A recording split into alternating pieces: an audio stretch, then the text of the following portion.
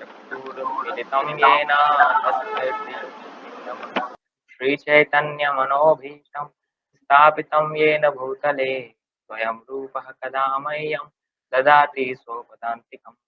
वन्देऽहं श्रीगुरो श्रीयुतपदकमलं श्रीगुरून् वैष्णवांश्च श्रीरूपं साग्रजातं सहगण रघुनाथान्वितं तं सजीवं साद्वैतं सावधूतं परिजनसहितं कृष्ण चैतन्य देवं श्री राधा कृष्ण पादान सहगण ललिता श्री विशाखान्वितांश्च नमो विष्णुपादाय कृष्ण पृष्ठाय भूतले श्रीमते भक्तिवेदांत स्वामिनिति नामिने नमस्ते सारस्वते देवे गौरवाणी प्रचारिणे निर्विशेष शून्यवादी पाश्चात्य देशकारिणे हे कृष्ण करुणा सिंधु दीनबंधु जगतपते गोपेश गोपिका कांत राधा कांत नमोस्तुते तप्त कांचन गौरांगी राधे वृंदावनेश्वरी वृषभानुसुते देवी प्रणमामि हरिप्रिये वाञ्छाकल्पतरुभ्यश्च कृपा सिन्धुभ्य एव च पतितानां पावनेभ्यो वैष्णवेभ्यो नमो नमः। जय श्री कृष्ण चैतन्य प्रभु नित्यानंद श्री अद्वैत गदाधर श्रीवासादि गौर भक्तवृंद हरे कृष्णा कृष्ण कृष्ण हरे हरे हरे राम राम राम हरे हरे। श्री राधा माधव की जय जगत कृष्ण भगवान की जय प्रभु की जय। आपका स्वागत है भक्त का वैसे क्लास में। आज का है दूसरा अध्याय का 22वां श्लोक है ये। वांसांसि जीर्णानि यथा विहाय नवानि गृह्णाति नरोपराणि तथा शरीराणि विहाय जीर्णानि अन्यानि संयाति नवानि देहि। जिस प्रकार मनुष्य पुराने वस्त्रों को त्याग कर नए वस्त्र धारण करता है उसी प्रकार आत्मा पुराने तथा व्यर्थ के शरीरों को त्याग कर नवीन भौतिक शरीर धारण करता है। तात्पर्य हुआ जो है अणु आत्मा द्वारा शरीर का परिवर्तन एक स्वीकृत सत्य है। आधुनिक विज्ञानी जन तक जो आत्मा के अस्तित्व पर विश्वास नहीं करते पर साथ ही हृदय से शक्ति साधन की भी व्याख्या नहीं कर पाते उन परिवर्तनों को स्वीकार करने को बाध्य है जो बाल्यकाल से कौमारावस्था और फिर तरुणावस्था तक वृद्धावस्था में होते रहते हैं। वृद्धावस्था से यही परिवर्तन दूसरे शरीर में स्थानांतरित हो जाता है। इसकी व्याख्या पिछले श्लोक में हुई है 2.13 की जा चुकी है। तो श्लोक काफी विशेष है। वैसे तो भगवान बताया जिस प्रकार मनुष्य जो है अपने वस्त्र बदलता है, फट जाते हैं, पुराना हो जाता है या उसको पसंद नहीं आता तो चेंज कर लेता है, स्वाभाविक बात है। इस प्रकार आत्मा भी जो है चेंज कर लेती है, फट जाता है, कुछ भी कुछ रोग लग जाता है, फिर वो इस प्रकार चेंज कर लेती है। पर ये है आत्मा के लिए बहुत स्वाभाविक बात है, कोई बहुत बड़ा बात नहीं है आत्मा के लिए। पर सामान्य भौतिकवादी जो है अपने शरीर से बहुत आसक्त है, तो उसको वैसे सामान्य बात है आत्मा के लिए, और उसको इतना अटैच होता है अपने शरीर से कि वो भी सब लोग रोते हैं, उसको कोई रोग लग जाता है तो रोता है, अरे मर जाऊंगा मैं तो बहुत सारा दुख जो है। और इस प्रकार से और आत्मा के लिए बहुत छोटी सी बात।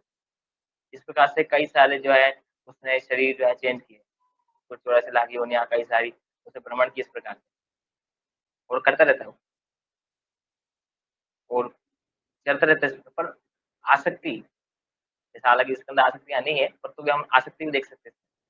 जैसे आसक्ति बहुत जल्दी, जैसे कोई छोटा बच्चा भी है उसको कुछ खिलौना है कुछ भी 2 मिनट के अंदर उसमें आसक्त हो जाएगा वो।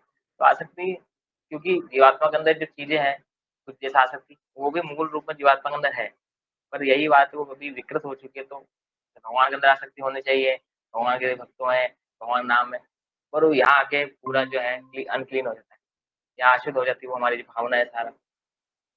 इसलिए फिर हम जो है उस चीजों में आसक्ति लगाते हैं, वस्तु में, स्थान, कोई व्यक्ति है, कोई नाम के अंदर भी लगा देता है, कई सारे ऐसे। तो इस प्रकार से आसक्ति उसमें लग जाती है, तो इसी आसक्ति को बदलना चाहिए व्यक्ति को। और भगवान ही बता रहे जीवात्मा कि हम जीवात्मा है, ताकि हम समझे जीवात्मा है और हमारा कार्य भगवान की सेवा करना है।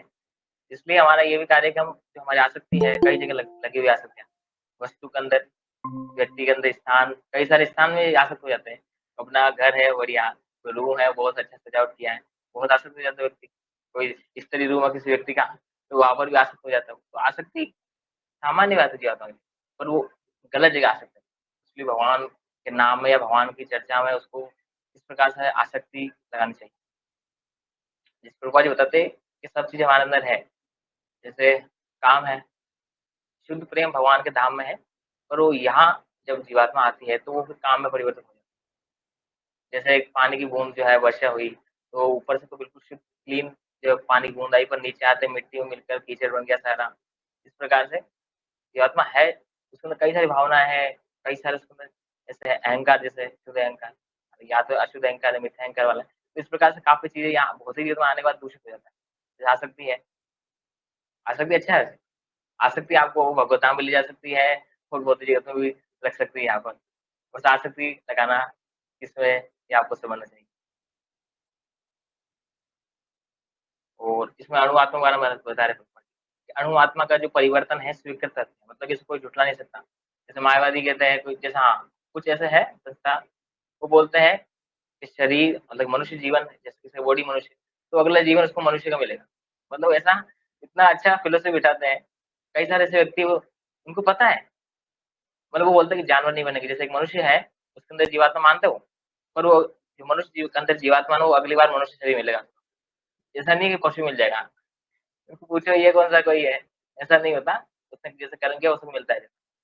और तो इस प्रकार से इसको ऐसे आप सिद्धांत जो लगा के रखे हैं, ताकि ये सोच ले कि बच जाएँगे इससे। इससे कुछ नहीं होता। जिसने ऐसा कर्म किया है, जिससे इसको शरीर मिलेगा, चाहे पशु का हो, चाहे जैसा भी। ऐसा नहीं जो मनुष्य है, उसने चाहे गलत करे, अच्छा करे, मनुष्य मिलेगा, नहीं। हाँ, मिल सकता है अगर अच्छा कार्य करे वो। जैसे भगवान ने कहा जो रजोगुण के अंदर रहता है वो पृथ्वी पर लोक पर रहता है। तमोगुण के अंदर नीचे गिरता है फिर वो पूरा। तत्व के अंदर उच्च लोक जो ब्रह्मलोक है, अलग ब्रह्मलोक जो है मर्लोक वगैरह यहाँ लोकों में निवास करते हैं। इस प्रकार से करे तो हाँ, रह सकता है, पर ये गारंटी नहीं है कि वो सिर्फ़ मनुष्य ही रहेगा। पशु बन सकता है, कई उदाहरण हैं ऐसे। जैसे एक महाराज नृग का उदाहरण आता है भगवान की लीला के अंदर। वो काफ़ी ध भगवान राम जी के जो दीने थे उसके अंदर आते थे। तो काफ़ी पुण्यवान थे, दा दान वगैरह करते थे वो, पर उनसे एक अपराध हो गया, ब्राह्मण के प्रति। 2 ब्राह्मण कई सारे दान करते थे वो कई बहुत महान दानी थे मतलब। आज के तो कोई दानी नहीं ऐसा, बहुत महान दानी थे। तो इस प्रकार वो जो है 2 ब्राह्मण थे, कई सारी गाय दान की। इस प्रकार से 2 ब्राह्मण थे, तो एक जो गाय थी एक ब्राह्मण की, उसके झुंड में आकर मिल गई। इस प्रकार से दोनों ब्राह्मण लड़ने लग गए और इसी प्रकार से फिर उन्होंने सोचा कि हमारा जो अधिकार है, हमारा जो पद है ब्राह्मण का, उसका ये राजा हनन करना चाहता है। तो उनको फिर अच्छा नहीं लगा, उसने दोनों ने लड़ाई झगड़ा किया। उन्होंने कहा मैं आपको और ज़्यादा गाय दान देता हूँ, एक गाय की बदले हज़ारों लाखों गाय दे दूँगा, लड़ाई मत कीजिए, झगड़ा ना करें। वो उन्होंने श्राप दिया, वो चले गए। इस प्रकार से फिर काफ़ी पुण्यवान थे वैसे वो, पर उनको फिर छिपकली का बड़ी छिपकली लेज़ार्ड जो होता है, बहुत बड़ा था उसका उनको मिला शरीर, योनि मिला। फिर एक कुआँ था बहुत बड़ा, उसमें वो रहते थे।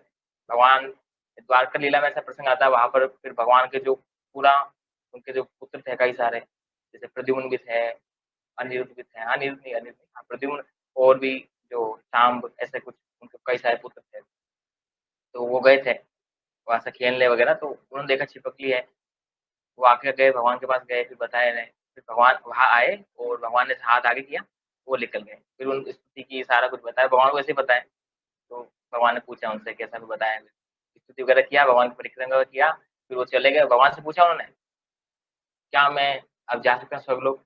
तो प्रभुपाद जी उस तात्पर्य में समझा रहे हैं कि व्यक्ति ऐसा नहीं पुण्य कार्य करे तो उसको स्वर्ग प्राप्ति सुनिश्चित नहीं। उसने अगर अपराध किया तो पतन हो सकता है। इसलिए कई सारे कर्मकांडी है, कई सारे अनुष्ठान वगैरह करते हैं वो। ऐसा नहीं वो कर रहे तो उनको अगर कोई भी अपराध हो गया उनसे, मतलब उनकी गति रुक सकती है। ऐसा नहीं है कोई अच्छा कार्य कर रहा है तो उसको मिलेगा ही मिलेगा पक्का है, नहीं। फिर भगवान की कृपा से माँगी उन्हें आज्ञा माँगी कि जा सकते हो, तो भगवान ने कहा ठीक है। तो प्रभुपाद जी बताते हैं कि भगवान अध्यक्ष है, तो भगवान की आज्ञा से जा सकता कोई। अगर भगवान की इच्छा ना हो, तो नहीं जा सकता इस प्रकार से। तो जैसे मायावादी जो है अणु आत्मा उनको पता नहीं अणु आत्मा, विभु आत्मा, वो एक मानते सारा कुछ। हाँ, इसमें प्रभुपाद जी बता रहे विज्ञानी जन जो है, जो साइंटिस्ट थे, वह भी आत्मा को हालाँकि नकार नहीं सकते क्योंकि वो ये तो मानते हैं कहाँ एनर्जी आ रही है कहीं से कहीं से। तो वही होता था कि हृदय के अंदर से एनर्जी आ रही है। जैसे एक प्रभुपाद जी का एक आत्म साक्षात्कार का विज्ञान जो बुक है, उसके अंदर एक कार्डियोलॉजिस्ट है डॉक्टर, हृदय के जो डॉक्टर थे उनका प्रभुपाद जी के साथ जो है पत्र ऐसा व्यवहार था। उसमें पत्र ऐसे शेयर कर रहे थे। उसमें काफ़ी सारे उन्होंने पूछा प्रभुपाद जी से काफ़ी कुछ कि आत्मा कहाँ रहता है, कहाँ निवास प्रभुपाद जी डिटेल में बताया कि हृदय के अंदर रहता है ये और इस प्रकार से ये फिर जो है पूरी चेतना हृदय के अंदर रहता है वो पूरा शरीर में उसका प्रभाव होता है इस प्रकार से, पूरा शरीर उससे चलता है। काफ़ी सारे बताया उसको पढ़ सकते हैं। तो इसलिए नकार नहीं सकते वैज्ञानिक जो है। हालाँकि उनको इतना पता भी नहीं कहाँ है, क्या उनको कुछ नॉलेज नहीं इस बात पर नकार नहीं सकते इसको, क्योंकि उनको दिखता है। इस प्रकार जो बाल्यकाल इस प्रकार से आत्मा चलता रहता है। पिछले श्लोक में बताया देहिनस्मिन् यथा देहे। तो बाल्यकाल से कोमावस्था फिर तरुणावस्था इस प्रकार से चलता रहता है। अब वृद्धावस्था आ गई, तब अब उसका शरीर काम का ही नहीं, अब कहाँ बढ़ेगा? तो उसको खत्म करके नया शरीर लेगा, फिर से कौमार, फिर तरुणा, फिर इस प्रकार से चलता रहेगा ये प्रसंग पूरा जो है। इस प्रकार से आत्मा कौमार, तरुण, वृद्धा, कौमार, तरुण सारा चलता रहेगा। इस प्रकार से चलता रहेगा। प्रभुपाद जी बताते हैं आगे अणु आत्मा का दूसरा शरीर में स्थानांतरण परमात्मा की कृपा से संभव हो पाता है। परमात्मा अणु आत्मा की इच्छाओं की पूर्ति उसी तरह करते हैं जिस प्रकार एक मित्र दूसरे की इच्छा पूर्ति करता है। मुंडक तथा श्वेताश्व उपनिषद में आत्मा तथा परमात्मा की उपमा दो मित्र पक्षियों से की गई है जो एक ही वृक्ष पर बैठे। इनमें से एक पक्षी अणु आत्मा वृक्ष के फल को खा रहा है और दूसरा पक्षी जो कृष्ण है अपने मित्र को देख रहा है। यद्यपि दोनों पक्षी समान गुण वाले हैं किंतु इनमें से एक भौतिक वृक्ष के फलों पर मोहित है किंतु दूसरा अपने मित्र के कार्यकलापों का साक्षी है। तो रूपा जी बता रहे कि परमात्मा जो अणु आत्मा है जो मतलब शुद्ध जो आत्मा भगवान का अंश है वह भगवान की कृपा से ही स्थानांतरण कर पाता है। मतलब भगवान उसके साथ रहते इस प्रकार से जीवात्मा, भगवान और उसका जो मन, बुद्धि, अहंकार, जो कुछ संस्कार वगैरह सारा कुछ रहता है। तो सूक्ष्म ही रहता है, इस प्रकार दिखता नहीं किसी को, बहुत सूक्ष्म रहता है। जैसे भगवान ने बताया बाला केशाग्रस्य भागस्य इस प्रकार से श्लोक था पिछले श्लोकों में। तो इस प्रकार से सूक्ष्म शरीर रहता है वो और फिर वो इस प्रकार से भगवान की इच्छा से जाता है, फिर उसको यो वो जीवात्मा शरीर मिलता है, सारा कुछ आगे यमराज वगैरह सारा चलता है इस प्रकार से योग का यात्रा।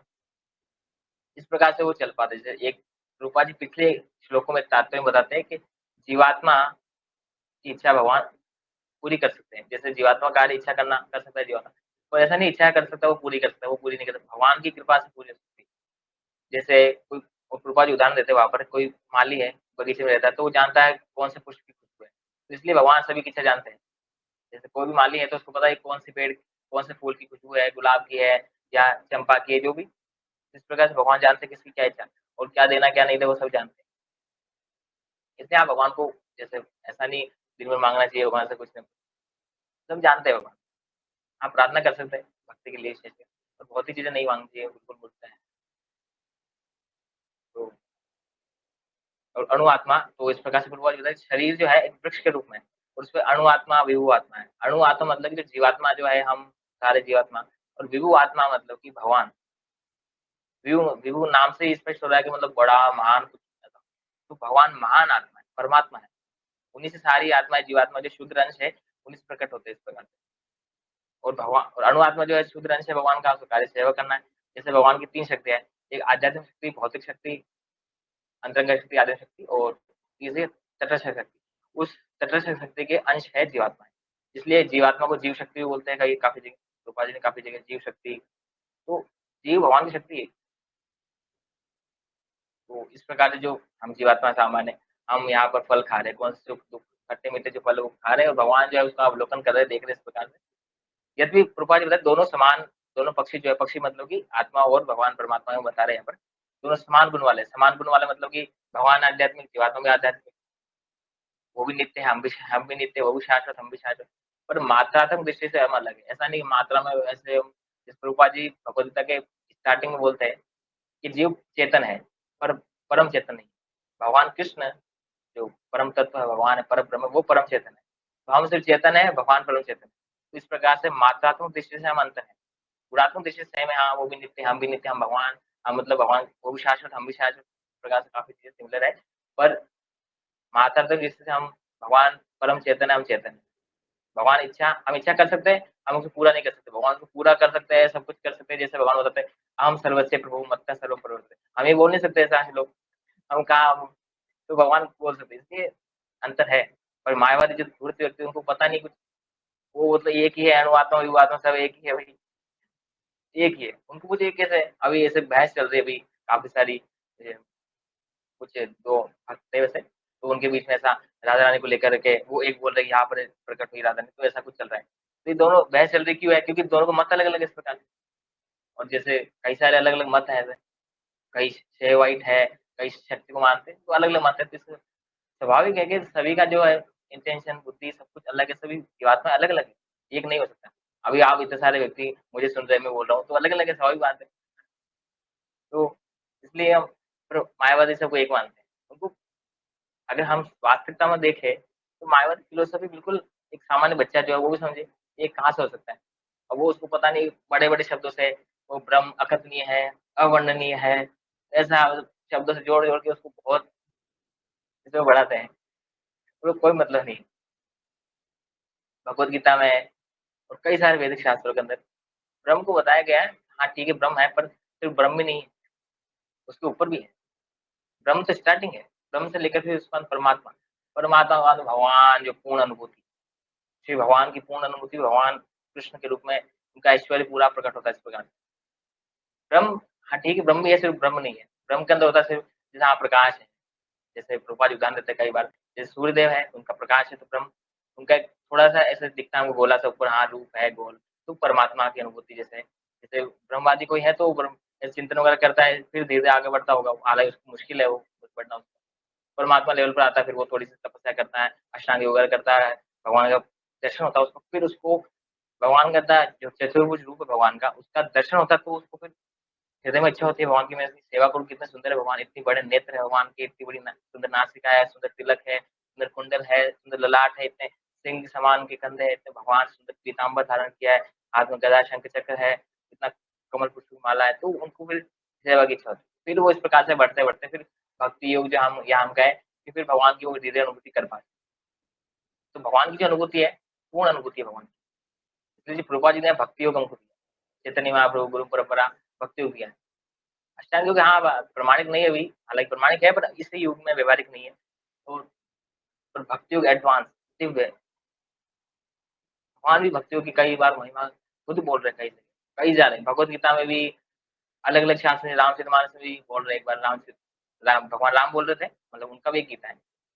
तो उसमें भी एक प्रसंग आता है राम गीता के नाम से, तो उसमें बोल रहे हैं कि ब्रह्मा जी अगर हो, अगर बिना भक्ति हो तो मुझे वो भी प्रिय नहीं है और कोई थोड़ा नीच हालाँकि नीच तो नहीं होता भक्त पर सामान्य व्यक्ति भी भक्ति हो तो वो मुझे प्रिय है। एक चौपाई आता है मेरे को याद नहीं आ रहा वैसे। तब ऐसा आता है कि भगवान बोल रहे हैं वहाँ पर कि बादल जो है, बिना पानी का जैसे जल नहीं होता बादल, उसको कौन पसंद कर रहा है? और बारिश के जब बादल आते हैं तो सब उसको पसंद कर रहे हैं, बारिश के बादल आ गए। जैसे अभी बारिश आई है तो ठंडाई हो गई, काफ़ी सब प्रसन्न है इस प्रकार। इसलिए भगवान भक्ति वाला कई जगह बता रहे हैं, इसलिए मैं मायावादी तो नहीं समझ पाते, क्या कर सकते हैं। पर क्लियर है कि जैसे वो बताते हैं कि ब्रह्म है, उसको माया ने ढक लिया, फिर वो विकृत हो गया इस प्रकार से, फिर उसके कई सारे वो फिर जीवात्मक रूप में हो गए। तुम ब्रह्म आप मान रहे हो परम तत्व ब्रह्म को मान रहे हैं। तो कैसे किसी के वश में आ सकता है या कैसे जो है उसको वश में किया जा सकता है? भगवान खुद बता रहे हैं मैं दक्षिण प्रकृति, भगवान कौन वश में कर सकता है? नहीं कर सकता। तो इसलिए अगर उनको चलो मान लिया ब्रह्म को ऐसे माया ने ढक लिया तो फिर माया ज़्यादा बड़ी माया ज़्यादा पावरफुल है। सामान्य बात है कोई कुश्ती लड़ रहा है व्यक्ति, किसी ने किसी को हरा दिया तो सामान्य बात है ये कुश्ती जीता वो ज़्यादा पावरफुल है ना, स्वाभाविक बात है ये तो। अब उसने ढक लिया ब्रह्म को, तो फिर माया ज़्यादा पावरफुल हो गई फिर तो। और अब वो कुछ योग साधना करेंगे तो भगवान बन जाएँगे, ये थोड़ी होता है। भगवान ऐसा नहीं प्रभुपाद जी ने कई बार जगह बताया कि भगवान का जो है पूर्ण ऐश्वर्य होता है। भगवान पूर्ण शक्तिमान है, पूर्ण बुद्धिमान है, उस प्रकार से षड ऐश्वर्य धारण करते हैं। धन संपत्ति उनके पास अनंत है, कोई धन संपत्ति उसके अंदर ऐसा नहीं है कि भई कमी हो। जैसे लक्ष्मी माता उनकी पत्नी और लक्ष्मी माता एक नहीं है, गोलोक में तो कई सारी लक्ष्मियाँ हैं। जो गोपियाँ हैं लक्ष्मी कहाँ से इस कई सारी लक्ष्मियाँ भगवान के धाम में हैं। अब वो धाम तो बहुत ज़्यादा सुंदर है और शक्ति में बहुत ज़्यादा पावरफुल भगवान। अगर हम देखें शक्ति तो अगर देखें हम किस देवी देवता सबसे पावरफुल शिव जी हैं। तो भगवान ने शिव जी से भी युद्ध किया एक बार, उनको भी हरा दिया। काफ़ी सुंदर युद्ध चला था उनका लंबे समय तक। इस प्रकार से महाकाल उनका नाम ही महाकाल है, जो काल को भी जीत जाए या काल से भी ऊपर है महाकाल, उनको भी उन्होंने जीत लिया तो शक्तियों से भगवान से ऊपर कोई नहीं है, धन में कोई है नहीं। और ऐश्वर्य के अंदर अभी सभी जगह भगवान के गुणगान है, भागवत कथाएँ, रामायण के रूपों में, अलग-अलग भगवान के जो विस्तार है, कई सारे रूपों के अंदर भगवान के गुणगान है, कई लैंग्वेजेज़ के अंदर, कई सारे रामायण के अलग-अलग वर्जन है, कंब रामायण, अध्यात्म रामायण, रामचरितमानस रामायण, जो राम वाल्मीकि जी की है, कई सारे रामायण है। उसके अंदर ही और देशों में थाईलैंड वगैरह वहाँ भी बहुत रामायण है। तो रामायण है, भागवतम है, उसके भी अलग-अलग कई सारे वर्जन हैं। कोई वैष्णवों ने और कुछ अलग कृष्ण कथा या कई सारी बुक्स लिखी इस प्रकार से और कई सारी बुक्स लिखी भगवान जैसे जीव गोस्वामी ने 5 लाख श्लोक भगवान की महिमा में लिखे। तो इतना भगवान का गुणगान है। ब्रह्मा जी उनका गुणगान कर रहे हैं, शिव जी उनका कर रहे हैं। तो यश में तो भगवान के समान कोई है ही नहीं। सौंदर्य सौंदर्य इतना ज़्यादा है उनका जो जैसे मथुरा जाते थे भगवान उस टाइम लीला में, तो मथुरा में जो माता है स्त्री जो थी सब भगवान को देखने आए थे क्योंकि भगवान बहुत प्रसिद्ध है, यश था उनका इस प्रकार से, तो भगवान को देखने आए थे सब चढ़े छत पर, जो छत होता है उस प्रकार से, तो वहाँ पर सब जो है स्त्रियाँ चढ़ती थी। भगवान को देखते ही पूरा शिथिल हो जाते थे, जैसे अब ना हमने अभी निर्जला एकादशी किया, तो सब शिथिल हो गए थे इस प्रकार से, एनर्जी नहीं पूरा डाउन, इसी प्रकार से सब जो स्त्रियाँ पूरा एनर्जी उनका जो है केश बिखर जाते थे, इस प्रकार से पूरा बेहोश हो जाती थी। कितना भगवान का सुंदर रूप और रूप तो क्या है वैसे सुंदर सुंदर रूप भगवान का, तो ये भगवान का रूप है। जैसे हाँ, रामचरितमानस के अंदर एक आता है प्रसंग, जब भगवान राम जी युद्ध कर रहे थे, खरदूषण दूषण आए थे उनको युद्ध करने। तो राक्षस बोल रहे थे अरे इतना सुंदर व्यक्ति है तो, इसको तो नहीं मारेंगे हम तो सीता सीता माता को ले चलेंगे, इसको तो नहीं मारेंगे। तो भगवान का इतना रूप है कि जो शत्रु है, उनको भी मोहित कर तो भगवान भगवान से सुंदर कोई नहीं है। धन, संपत्ति, ऐश्वर्य और ज्ञान, भगवान भगवत गीता बोल रहे हैं, भागवतम, कई सारे भगवान हैं, शास्त्र सारे भी भगवान से हैं और भगवान ही बताते हैं, चत्वारो महर्षि वनवस कुछ श्लोक आता है। उसमें बताता है कि महर्षि सबका आज उद्गम मैं ही हूँ, तो मेरे बारे में कोई नहीं जानता। तो भगवान ने वैदिक शास्त्र दिया है, भगवत गीता, इसको कोई समझ नहीं पा रहा, बहुत मुश्किल हो रहा है सभी को। तो ज्ञान में भगवान से ज़्यादा कौन है? तो सारे जो जिसको भी ज़्यादा ज्ञान ब्रह्मा जी को ज्ञान उन्होंने दिया, फिर ब्रह्मा जी ने इस प्रकार से आगे सारा कुछ उन्होंने फिर भगवान से आया ज्ञान तो उन्होंने फिर वैदिक शास्त्र प्रकट किया इस प्रकार से। तो भगवान से ज़्यादा ज्ञान किसी को नहीं। और वैराग्य, भगवान वैराग्य बहुत ऐसा नहीं है कि बहुत सौंदर्य में तो वैराग्य नहीं है, भगवान भोगी ऐसा नहीं है। उनके 16,108 रानियाँ थी। इसलिए राधा गोविंद स्वामी महाराज जी के एक लेक्चर सुन रहा था, तो उसमें बता रहे थे महाराज जी, जब भगवान शयन करते थे, तो उनकी जो रानियाँ थी रुक्मणी देवी, उनका आलिंगन करती थी और भगवान अब ब्रह्ममुहूर्त हो गया जैसा, एक कुक्कुट मतलब जो मुर्गा होता है वो बोलता है इस प्रकार, तो भगवान उठ जाते थे। ऐसा नहीं अब तो भगवान महाराज जी बताते हैं वहाँ भगवान आदेश स्थापित करना चाहते हैं कि व्यक्ति को उठ जाना चाहिए। ऐसा नहीं कि कोई सुंदर स्त्री है, तो ठीक है 8 बजे तक सो रहे हैं, नहीं। तो भगवान स्थापित कर रहे हैं और इस प्रकार से भगवान उठ जाते थे, अपने जो भी कार्य वगैरह सारे लीलाएँ वो करते थे इस प्रकार से। तो भगवान वैरागी बहुत ज़्यादा, ऐसा नहीं है, जैसे भगवान ने जगत दिया हमको, बनाया, सब कुछ किया, किसके लिए? हमारे लिए। हमने भगवान को कहा हमको आपको नहीं चाहिए, हम खुद अपना शासन करेंगे, हम अकेले भोक्ता बनेंगे। तो भगवान कहा ठीक बन जाओ पूरा, इसमें दिया इतना पूरा जगत इसके अंदर भगवान ने विस्तार भी दिए, महाविष्णु, शिव है विष्णु, गर्भोदर विष्णु और कई सारे देवता उनको प्रकाश से सारा कुछ मैनेजमेंट दिया, ये कार्य, वो कार्य और तो भगवान कितने दयालु और भगवान हमसे कुछ नहीं माँग रहा अभी। भगवान चाहते तो हमको भगवान शक्तिमान है, सर्वशक्तिमान है, चाहते तो अभी हमको भक्ति में लगा ले। फिर बहुत नाटक हो गया चलो, पर नहीं। और भगवान बहुत ज़्यादा दयालु है। जैसे हमारी जो शरीर है, पूरी इंद्रिया इसके अंदर हर एक इंद्रियों के अलग-अलग देवता रहते हैं। हमको दिखते नहीं है वो, भगवान ने स्थापित किए इस प्रकार से ताकि हम जो हमारा रक्षण हो सके, हमारा ध्यान रख सके और भगवान खुद भी परमात्मा के हृदय में स्थित रहते हैं। तो भगवान बहुत ज़्यादा प्रेम भी करते हैं। तो इसलिए जो भगवान की परिभाषा मायावादी को पता ही नहीं क्या है, कि भगवान के षड् पूर्ण रहते हैं। भगवान जो सभी के स्रोत है, किस प्रकार से उन्हीं के अंदर सारा ईश्वर है और इस प्रकार से थोड़ा बहुत किसी के पास होता है ज्ञान वगैरह और भगवान के अंदर अनलिमिटेड असीमित मात्रा के अंदर है और पूरे 6 जो है षड् भगवान के अंदर विद्यमान है और वो अनंत है। ऐसा नहीं बढ़ते रहते हैं वो कभी, खत्म नहीं होता, कम भी नहीं होता, बढ़ता रहता है।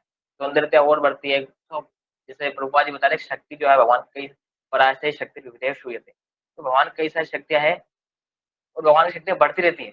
कृष्णा बुक के अंदर लास्ट लास्ट चैप्टर में प्रभुपाद जी बताते हैं कि भगवान की शक्तियाँ बढ़ती है, इस प्रकार से बढ़ता रहता है। तो भगवान की शक्तियाँ भी बढ़ती रहती है, भगवान मतलब अनंत है, ऐसा नहीं सीमित है भगवान। जैसे मायावादी सोचते हैं कि ब्रह्म है, वो सोचते हैं कि शरीर कोई व्यक्ति है, शरीर जिसका है, वो अनलिमिटेड कैसे हो सकता है? वो सोचते हैं प्रकाश है तो अनलिमिटेड है, नहीं ऐसा नहीं है। भगवान का शरीर है पर दिव्य शरीर है, सकले यस्य वृत्तिमंती। तो भगवान का जो शरीर है दिव्य है, ऐसा नहीं भौतिक शरीर है। उनके जो कोई सी भी इंद्रिय है, भगवान कोई से भी कार्य कर सकते हैं। भगवान पैरों से चल सकते, पैरों से खा सकते, कुछ भी कर सकते।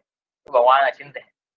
इसलिए कोई अब वो सोच नहीं पाते कि जिनका शरीर है, वो तो फ़ोटो में देखते होंगे तो देखते हैं हाँ, विग्रह है वही भगवान का, क्या पैर है, चरण कमल है, इस प्रकार हाथ में मुद्रित किए। ये तो सीमित है, कि कैसे इतने ब्रह्म हो सकते, कैसे इनको कर सकते हैं। उनको नहीं पता दिव्य शरीर है, ये कोई भौतिक शरीर थोड़ी है। भगवान कृष्ण अपना कई सारे रूपों में विस्तार करते उसके बाद में भी ऐसा नहीं भगवान का घट जाता है कि भाई रामचंद्र जी का उन्होंने विस्तार किया इस प्रकार से प्राकट्य जो है लीलाएँ करी तो भगवान के अंदर कुछ कमी आ गई, नहीं, अनलिमिटेड है भगवान। कई सारे विस्तार, कई सारी शक्तियाँ भगवान से इस प्रकार से जो है विस्तारित होती हैं। उसके बाद में भगवान बहुत ज़्यादा पावरफुल, शक्तिमान और यथारूप रहते हैं इस प्रकार। भगवान के अंदर कमी नहीं होती। पर भौतिकतावादी नहीं समझ पाते क्योंकि वो वो हमारी जो भौतिकतावादी चेतना वही लगाते हैं, कि हमारे अंदर शरीर है वैसा शरीर होगा भगवान का, नहीं। हम नीचे से गिरे हैं, भगवान नीचे से नहीं गिरे। भगवान ऊपर है, गोलोकधाम हम नीचे गिरे इसलिए हमको भगवान ने ऐसा शरीर दिया है। हमारे से ज़्यादा शरीर अच्छा शरीर देवताओं का है। उनके तो मल-मूत्र भी नहीं आता है, हमारे वो आता है। तो इस प्रकार से उनके ऐसा नहीं है तो फिर भगवान का तो कैसे होगा? भगवान का तो दिव्य शरीर है। देवताओं का भी भौतिक शरीर है पर उनका थोड़ा शक्तिशाली शरीर इसलिए वो थोड़ा एनर्जी रहता है उनके पास, शक्तिशाली रहता है, कई सारे चमत्कार भी कर लेते हैं। पर उनका भी भौतिक ही शरीर है। ब्रह्मा जी तक भी जाए तो उनका भी बॉडी जो है उनका बॉडी हाँ, भौतिक तत्व का है, पर हालाँकि दिव्य स्तर का नहीं है।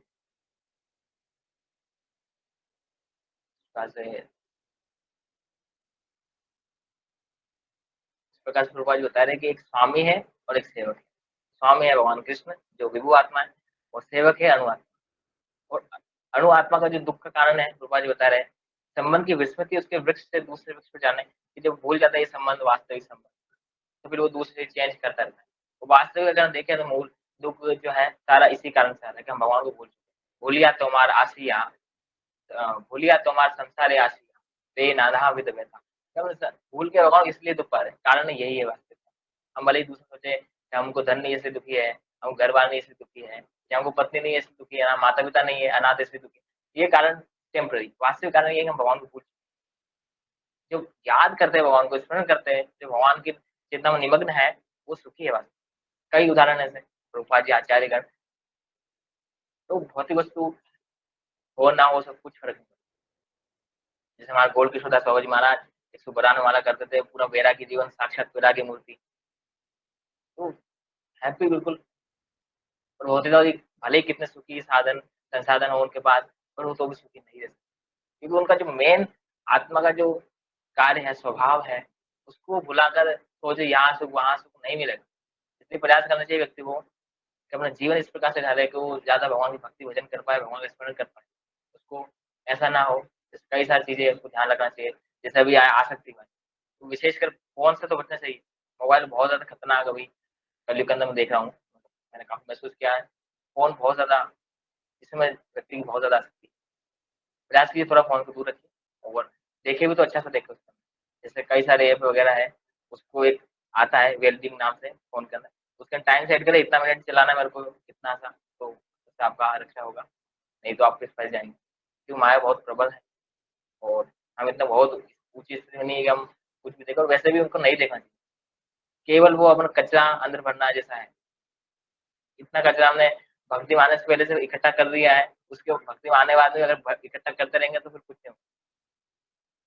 इस प्रकार से भक्ति का पालन करें अच्छे तरीके से, तिलक लगाना है या जो भी और जो सिद्धांत है भक्ति को पालना अच्छे तरीके से करें, प्रयास करें और कुछ बुक्स रीडिंग भी करते रहिए। क्योंकि वो समय बचाकर आप बुक्स पढ़ते हैं, क्योंकि अभी समय बहुत कम है व्यक्ति के पास मुझे पता है काफ़ी, किसी पढ़ाई, किसी की दुकान, किसी का क्या, पर व्यक्ति को थोड़ा प्रयास करना चाहिए समय बचाने।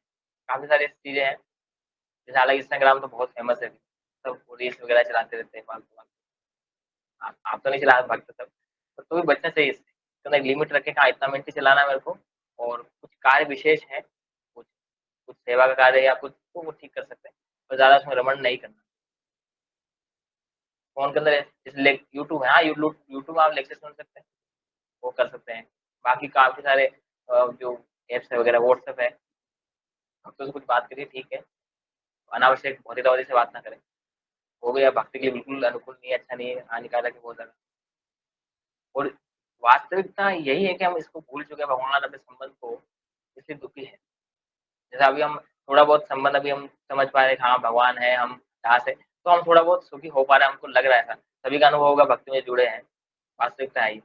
और जितना हमारा स्ट्रॉन्ग होगा संबंध, हम उतना ज़्यादा जो है हैप्पी, खुश फ़ील करेंगे। क्योंकि जैसे भगवान जो है अग्नि के समान है, उसमें कई सारी चिंगारियाँ जो है उठती है इस प्रकार से। कुछ जो है चिंगारियाँ इस प्रकार से दूर चली जाती है या फिर वो बुझ जाती है धीरे-धीरे। जो ज़्यादा पानी की चली गई वो तो पूरी बुझ गई, जो घास पर है ठीक है, पत्थर पर भी ठीक है इस प्रकार। इसलिए हम जितना भगवान के जो रहेगा साथ में भगवान चिंतन, भगवान कथाएँ, तो हम बचे रहेंगे भगवान की चेतना में प्रकार से रह पाएँगे। तो वास्तविक कारण यही है इसलिए हमको समझना चाहिए। इसलिए भगवान पूरा अध्याय जो है लगभग दूसरा अध्याय इसके अंदर भगवान आत्मा के बारे में बता रहे हैं, जो मूल सिद्धांत है। भगवद गीता स्टार्टिंग इससे ही है। उसके इसके बाद में कई सारे अध्याय हैं, भक्ति योग, ज्ञान योग जो है और क्षेत्र प्रकृति पुरुष चेतना, पुरुषोत्तम योग, कई सारे अलग-अलग। पर फर्स्ट है कि हम समझे आत्मा है।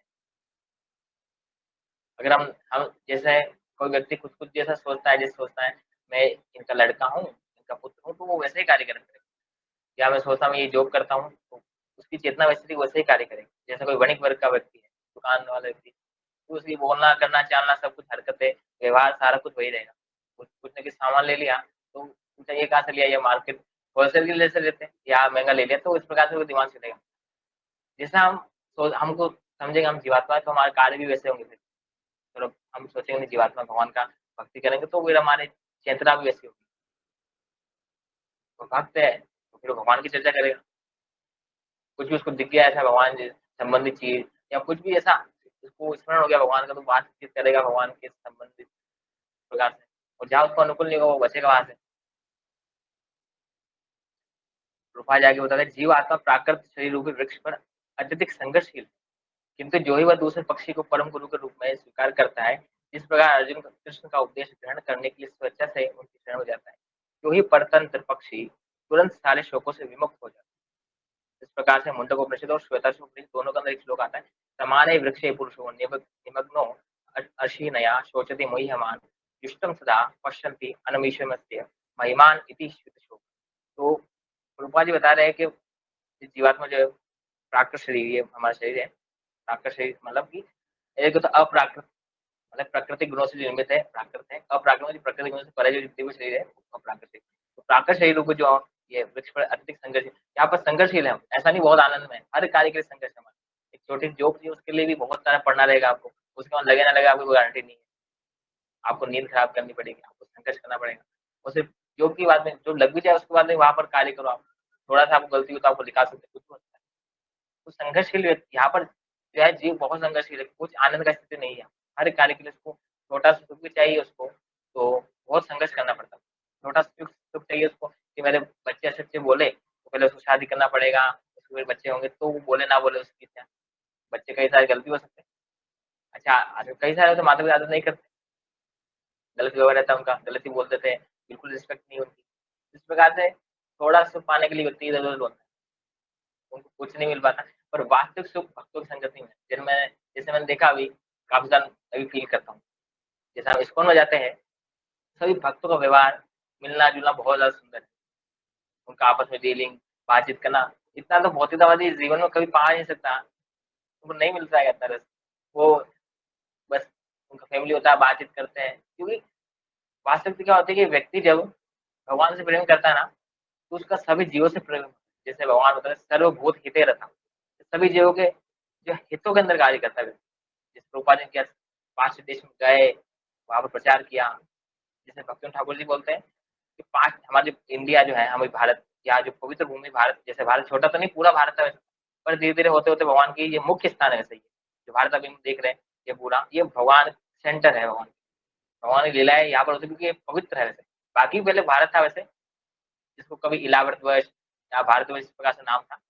फिर आगे चलकर भारत, तो भक्तिनाथ ठाकुर जी बोले जो भारत जो बाहर जाता है उसको फिर पाप टच कर लेते हैं। क्योंकि बाहर तो पूरा ऐसा इलाका ऐसा ही, स्थान ऐसा ही अपवित्र स्थान है। पर जो प्रचार के लिए जाता है वो दिक्कत, और प्रभुपाद जी आचार्य, उनको तो ऐसे कुछ नहीं बोला, वो तो उद्धार करने वाले सबके, पर वो उद्धारक है वो तो। तो इस प्रकार से उनको उद्धार भी किया, उनको सेवा में लगाया। जैसे भक्त है, वो सभी से प्रेम करते हैं क्योंकि उनका भगवान से प्रेम है, कनेक्शन है, तो इसलिए सभी जीवात्मा से प्रेम करते हैं। जैसे भी कोई नया भक्त भी आए स्कूल में तो उनसे अच्छे बोलते हैं। क्योंकि कोई भी भक्त कोई भी भक्त है, भगवान से अगर वो प्रेम करता है, उसका प्रेम है वास्तव में कुछ थोड़ा बहुत भी, तो भक्तों से उसका संबंध, हर सभी जीवात्माओं से उसका संबंध अच्छा रहेगा। उनका बोलना, डीलिंग वगैरह सारा अच्छा रहेगा। भौतिकतावादी की भगवान से प्रेम करते नहीं है, वो केवल भौतिक वस्तु से प्रेम करते हैं, तो उनका होता नहीं प्रेम। वो डीलिंग कर ही नहीं पाते, वो प्रेम कर ही नहीं पाते। उनका रहता है बस थोड़ा-सा प्रेम अंदर थोड़ा बहुत, वो अपने बच्चे-बच्चे के लिए बस, वहाँ तक सीमित है। वो भी ज़्यादा नहीं टिकता है।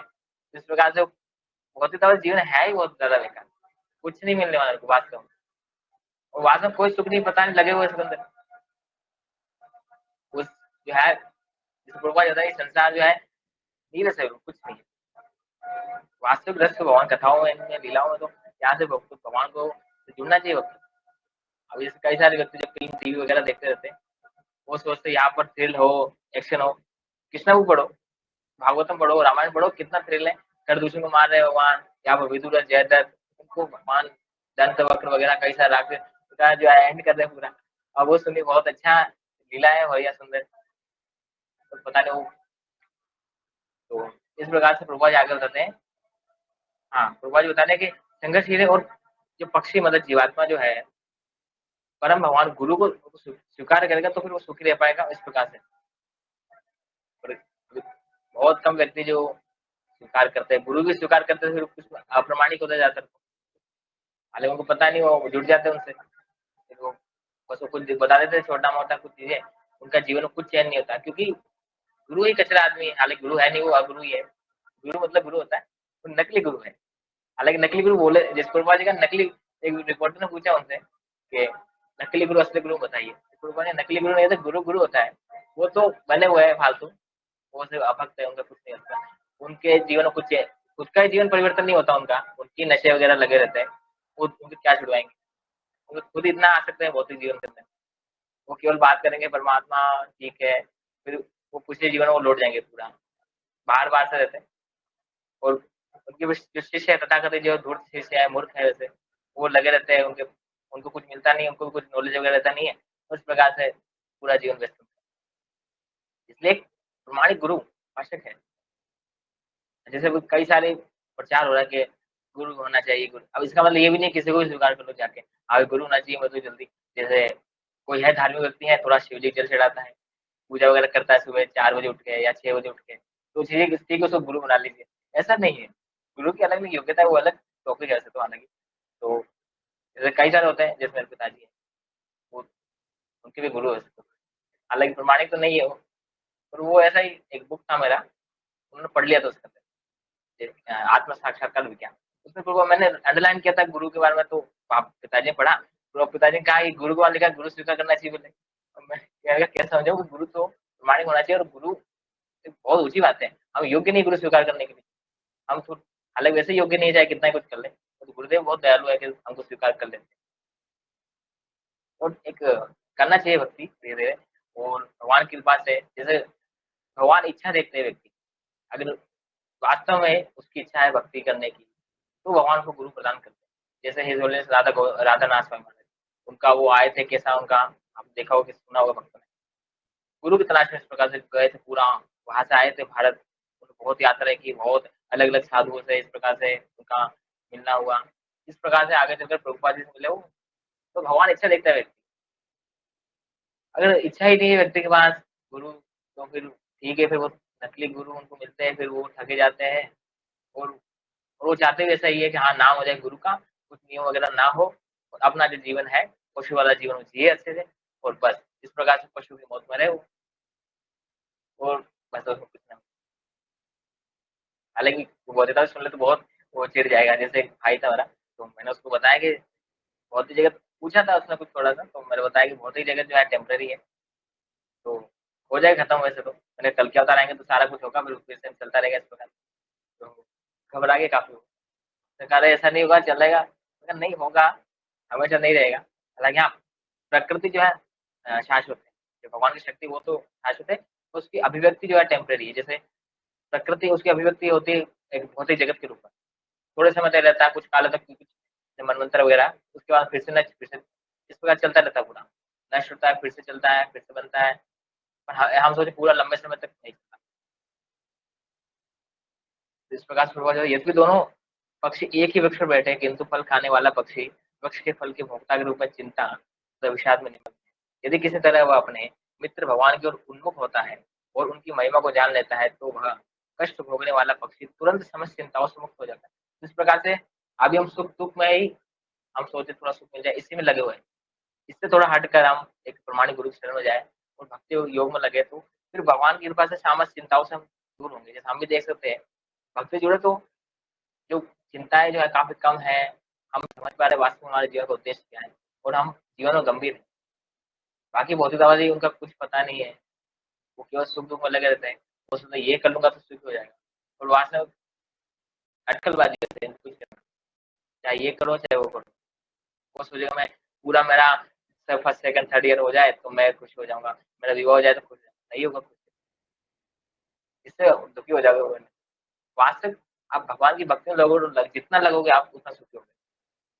जैसे आपने देखा हो कोई वरिष्ठ भक्त है या जो कोई भी अच्छे वैष्णव है, महान भक्त है, वो हैप्पी रहते हैं, कोई चिंता नहीं उनको और उनका मिलना-करना बहुत ज़्यादा सुंदर रहता है, वो हृदय ऐसा का जो है उनका डीलिंग बातचीत करना बहुत मधुर होता है, ऐसा लग रहा है बहुत प्रेम करते हैं। भले ही कोई नया व्यक्ति हो, उनको नहीं जानते हो, उनका डीलिंग बहुत ज़्यादा सुंदर रहता है, बातचीत करना। जैसे फर्स्ट बार मैं एसके चटर्जी से मिला था, प्रभु जी से गया था मंदिर में फर्स्ट टाइम, तो प्रभु जी का हालाँकि मुझे जानते नहीं प्रभु जी, बहुत ज़्यादा सुंदर था प्रभु, क्योंकि प्रभु जी एक वैष्णव है, वरिष्ठ वैष्णव है, तो उनका भगवान से प्रेम है, तो इसलिए वो सभी जीवात्माओं में भी उनका प्रेम है। उनका सब डीलिंग वगैरह बातचीत करना काफ़ी सारा ऐसा जो है, बहुत सुंदर है। तो इस प्रकार से प्रभुपाद जी बताया, अब अर्जुन ने अपना मुख अपने शाश्वत मित्र की ओर, कृष्ण की ओर फेरा है और उसने भगवद गीता समझ रहा है। इस प्रकार वह कृष्ण सेवन करके कृष्ण की परम महिमा को समझकर शोक से मुक्त हो। यहाँ पर भगवान ने अर्जुन को उपदेश दिया है कि वह अपने पितामह तथा गुरु के देहांतरण और शोक प्रकट न करे, अपितु उसे इस धर्म युद्ध में उनके शरीरों का वध करने से प्रसन्न होना चाहिए, जिससे वे सब विभिन्न शारीरिक कर्म फलों से तुरंत मुक्त हो जाए। बलि वेदी पर या धर्म युद्ध में प्राणों को अर्पित करने वाला व्यक्ति तुरंत शारीरिक पापों से मुक्त हो जाता है और उच्च लोगों को प्राप्त होता है। अतः अर्जुन का शोक करना युक्त संगत नहीं है। तो इस प्रकार से प्रभुपाद जी बता रहे हैं कि भगवान, अब जब अर्जुन ने शरण ग्रहण कर ली, उसमें पिछले हमारे कई श्लोकों में पढ़ा था, शादी माम तमाम प्रपन्नम, तो उसमें शरण ग्रहण कर लिया अर्जुन। इस प्रकार से तो भगवान उपदेश भी दे रहे हैं।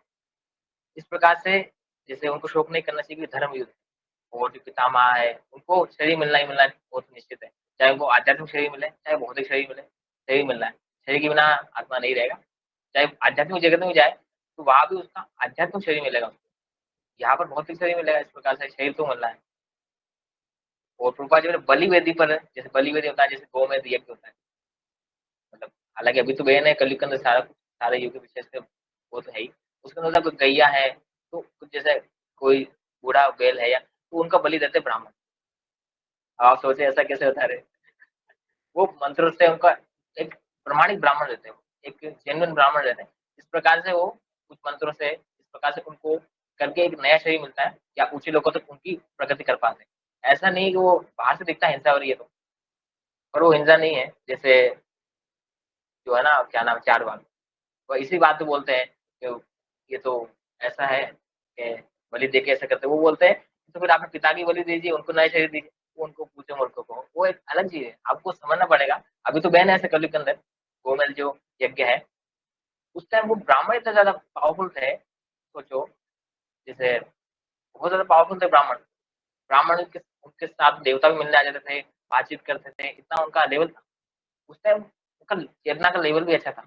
जैसे कई जगह बताते हैं, हालाँकि विषय से हट रहा हूँ मैं, ठीक है रहने दीजिए। इस प्रकार से कई उस टाइम ब्राह्मण थे ऐसे, अभी ऐसा कोई ब्राह्मण है नहीं, बस नाम ब्राह्मण है, काम ब्राह्मण है नहीं, तो क्लीननेस लेना नहीं आता।